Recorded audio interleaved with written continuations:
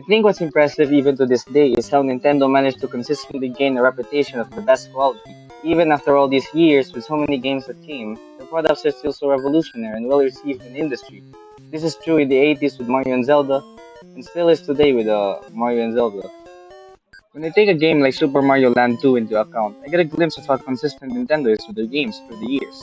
Even for a Game Boy game, Mario Land 2 has that feeling you get in modern Mario games, and that can be thanks to the fact that no matter how much the industry changed, the game still had that signature, whimsical, and creative nature that everybody loved it for. One thing you'll notice is that I'm actually reviewing the sequel instead of the first game, and that's because for me personally, the first game was Nintendo testing how deep the waters is of how far they could create a game on the Game Boy. This was their first shot at handheld console since the Game & Watch. Correct me if I'm wrong. The game was short but sweet, but it definitely feels like a game you would just play on a trip.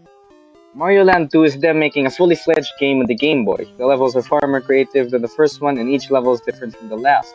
Slimy cave levels where you bounce from one slime to the next while avoiding spikes. Sky levels with like 50 piranha plants shooting at you. God, I hate them.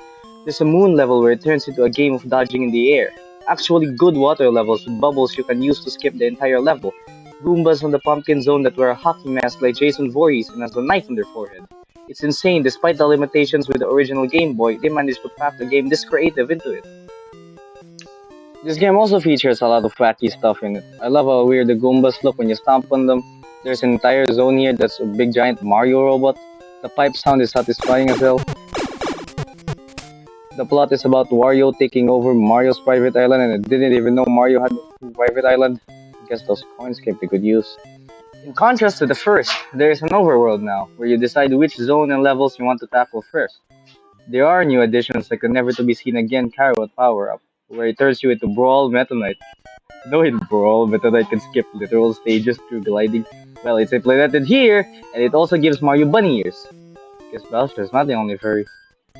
I honestly think games like this have a lot of charm in them. I personally find it so fascinating seeing games this simple still manage to produce some sort of magic in my eyes. A quality only they can achieve thanks to their limitations that ends up making them unique. It's showing off its age, but it's also showing off Nintendo's capabilities throughout the ages. How they've always been unique through the ages, that creativeness that never faded away. And I think this game is one of them.